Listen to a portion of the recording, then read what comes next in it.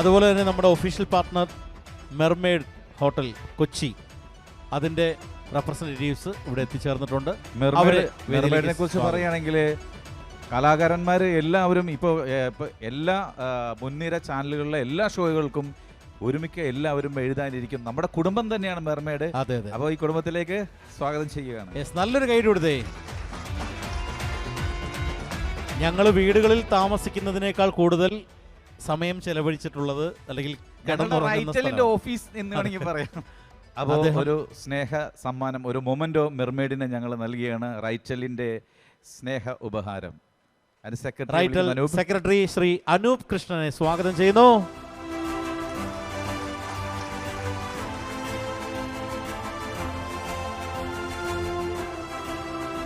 Thank you. Okay, thank you. Thank U.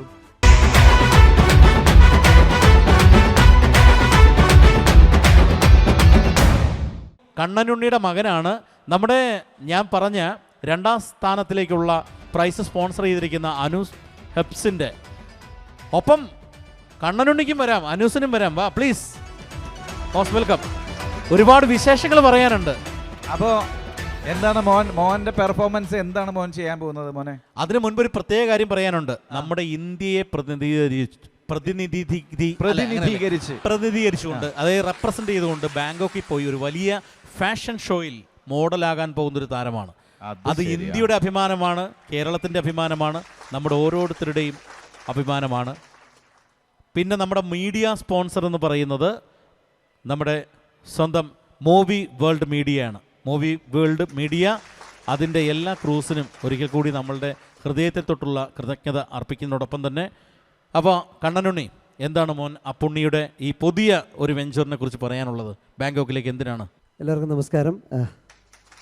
ഇത് മോൻ അപ്പുണ്ണി. അദ്ദേഹം ചെറുതായിട്ട് മിമിക്രിയൊക്കെ ചെയ്യുന്ന ആളാണ്. അതോടൊപ്പം മിമിക്രി പ്ലസ്സായി വന്ന ഒരു ഷോ ആയിരുന്നു കഴിഞ്ഞ ഫാഷൻ റൺവേയുടെ ഫാഷൻ ഷോ മത്സരത്തിന് ചുമ്മാ പോയതാണ്.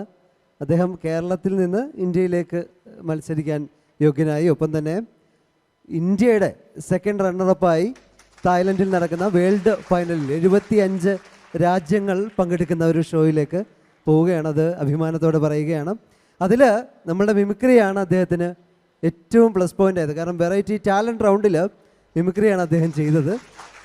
വാക്കിനോടൊപ്പം അതൊരു പ്രധാന റൗണ്ടായിരുന്നു. ഇൻ്റർവ്യൂ കഴിഞ്ഞാൽ പ്രധാന റൗണ്ട് ടാലൻറ്റ് റൗണ്ടായിരുന്നു. അപ്പോൾ നമുക്ക് ആ ടാലൻറ്റ് നമുക്കൊന്ന് അറിയണം അല്ലേ? അതെ, നമുക്ക് ചെയ്താലോ മിമിക്രി? റെഡിയല്ലേ? റെഡിയല്ലേ? അത് മൈക്ക് കൊടുത്തേ. ഓക്കെ, എന്താ ചെയ്യാൻ പോകുന്നത്? മിമിക്രിയാണ് ചെയ്യാൻ പോകുന്നത്. അപ്പോൾ എല്ലാവരും നല്ലൊരു കൈയ്യടി കൊടുത്തേ. ചെയ്തോ. എൻ്റെ പേര് അപ്പുണ്ണി. ഞാൻ 2ാം ക്ലാസ് വിദ്യാർത്ഥിയാണ്. എൻ്റെ പേര് അപ്പുണ്ണി. ഞാൻ മിമിക്രി കലാകാരനാണ്. ഞാൻ ആദ്യമായിട്ട് ഇവിടെ ചെയ്യാൻ പോകുന്ന ട്രെയിൻ.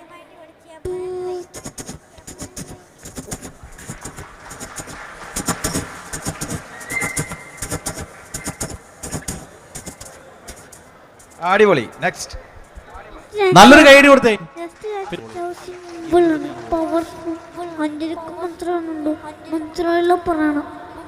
അടുത്ത ജമ്മണ പിടിക്കട്ടെ. ഓക്കെ,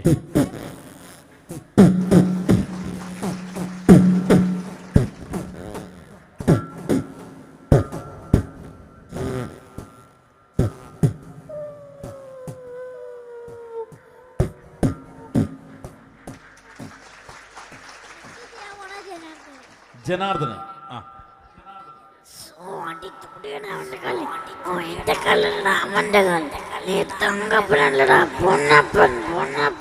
അയ്യോ, ഇവിടെ ഞരമ്പൊക്കെ പൊന്തി വന്നു. അപ്പൊ ഇനി എന്തെങ്കിലും ഉണ്ടോ? കുതിര.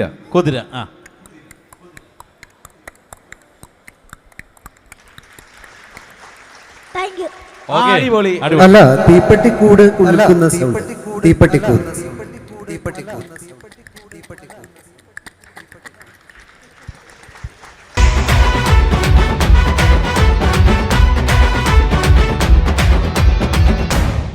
അടുത്ത 2 കുട്ടികളുടെ പെർഫോമൻസ് ആണ്. അതെ, അതൊരു കോമ്പറ്റീഷൻ ആണോ? അത് കോമ്പറ്റീഷൻ ഐറ്റം അല്ല. അപ്പൊ അവരെ വിളിക്കാം നമുക്ക്. റെഡി?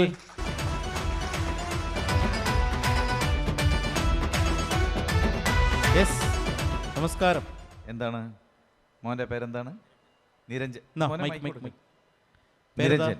മൈക്കിൽ പറ. ഏ ദേവനന്ദൻ. ദേവനന്ദ. ഇത് ഷിബു കൊഞ്ചിറയുടെ മോനാരാ? അതെ, ഇവൻ നമ്മുടെ റൈറ്റലിലെ മെമ്പറാണ്. നല്ല സ്ക്രിപ്റ്റ് റൈറ്ററാണ്, നല്ല പെർഫോമറാണ് ഷിബു. അദ്ദേഹത്തിൻ്റെ മകനാണ്. നല്ല പെർഫോമർ ആയിരിക്കും അല്ലേ? അച്ഛൻ്റെ പേര് കളയാതെ അടിച്ചു പൊളിക്കാം. മോനെ, ഇവിടെ അടുത്ത് ജ്യൂസ് കട എവിടെയാ ഉള്ളത്?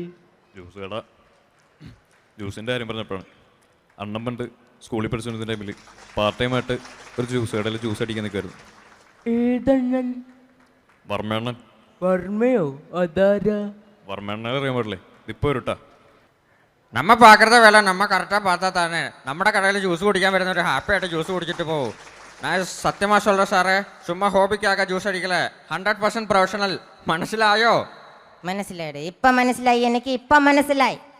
എൻ്റെ 240 കാടി എവിടെ? നീ ജ്യൂസ് അടിക്കാനായിട്ട് 240 കോടി കൊണ്ടുപോയിട്ട് എവിടെ? എന്നെ പറ്റിച്ചു. നീ എന്നെ പറ്റിച്ചു എന്നാ നീ പറ്റി. This is wrong, this is wrong, this is wrong, it's absolutely wrong. എനിക്ക് ഞാൻ ലൈവ് ഇടാൻ പോണേ. നീ എന്നെ പറ്റിച്ചോണ്ട് ഞാൻ ലൈവ്. എന്ത് ഇതിൻ്റെ കാര്യമാണ് നിങ്ങൾ പറയുന്നത്?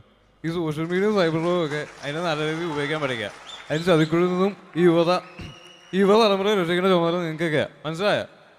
ചേട്ടൻ പറഞ്ഞത് എനിക്ക് മനസ്സിലായി. ഇവർക്ക് മനസ്സിലായോന്ന് എനിക്കറിയില്ല. ചേട്ടന് മനസ്സിലായോ? മനസ്സിലായി. ചേട്ടൻ പറഞ്ഞ പോലെ ഈ സോഷ്യൽ മീഡിയ നല്ലതാണ്, പവർഫുൾ ആണ്, ഭയങ്കര പവർഫുൾ ആണ്. പക്ഷെ ഒരു കാര്യമുണ്ട്, എന്തെങ്കിലും ഒരു ചെറിയ അബദ്ധം പറ്റിക്കഴിഞ്ഞാൽ നല്ല പണി കിട്ടും. നല്ല 8ന്റെ പണി, 16ന്റെ പണി, 22ന്റെ പണി ഒക്കെ കിട്ടും. അതുകൊണ്ട് ശ്രദ്ധിച്ചും കണ്ടൊക്കെ സോഷ്യൽ മീഡിയ കൈകാര്യം ചെയ്യുക. കുട്ടിക്ക് മനസ്സിലായോ? മനസ്സിലായില്ലെങ്കിൽ പറയണം കേട്ടോ. ഇപ്പോൾ പറഞ്ഞ കാര്യം എനിക്ക് മനസ്സിലായി.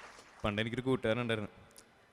അവൻ ടിക്ടോക്കിൽ അഡിക്റ്റ് ആയിട്ട് വെറുതെ ഇരിക്കുമ്പോൾ ആറ്റിറ്റ്യൂഡ് ഇടുക, പിന്നെ യൂട്യൂബിൽ വീഡിയോ കണ്ടിട്ട് ബെല്ലൈക്കണിൽ മണി അടിക്കാൻ പറയുക. ഇതൊക്കെയായിരുന്നു അവൻ്റെ ഹോബി. എൻ്റെ പൊന്നർജുൻ ചേട്ടാ, എനിക്ക് അവൻ അറിയാന്നേ.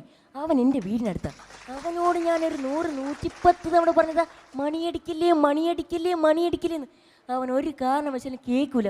ബ്ലേഡി ഫുൾ അല്ല. പിന്നെ അമ്പാൻ മോനെ, മോൻ പറഞ്ഞ കടയിലെ പൈനാപ്പിൾ ജ്യൂസ് കിട്ടുമോ? അണ്ണൻ നല്ല മഞ്ഞ കളറിൽ പൈനാപ്പിൾ ജ്യൂസ് അടിച്ചു വെച്ചിട്ടുണ്ട്. അതായത് ഇപ്പോ പറഞ്ഞില്ലേ, ഇപ്പോ ഈ പൈനാപ്പിൾ ജ്യൂസ് എനിക്ക് ഭയങ്കര ഇഷ്ടം. കാരണം അതിനകത്ത് ആ മഞ്ഞ കളർ എൻ്റെ ഇവിടെ ഇവിടെ ഇവിടെ ഇവിടെ നെഞ്ചത്താക്കൊണ്ടിരിക്കുകയാണ്. അതുകൊണ്ട് ഇനി ജ്യൂസ് കുടിക്കാൻ പോകുമ്പോൾ എന്നെ കൂടി കൊണ്ടുപോകണം പ്ലീസ്. ശശി ചേട്ടാ പ്ലീസ് ഒന്ന് കൊണ്ടുപോകണം. കൊണ്ടുപോകാം, ഒന്ന് അടങ്ങി നിൽക്കവിടെ. മോനെ, മോൻ്റെ ആ അണ്ണനോട് പറയണം, നല്ല ചുമന്ന മുന്തിരി എടുത്ത് ജ്യൂസ് അടിച്ച് കുടിച്ചാലുണ്ടല്ലോ കലക്കും. മോനെ, അണ്ണനോട് പറയാൻ ശ്രദ്ധിക്കണം കേട്ടോ അമ്പാ മോനെ. ശ്രദ്ധിക്കാം, ഇനി തൊട്ട് ശ്രദ്ധിക്കാം. നമുക്ക് ജ്യൂസ് കുടിക്കാൻ പോയാലോ? വാ പോകാം.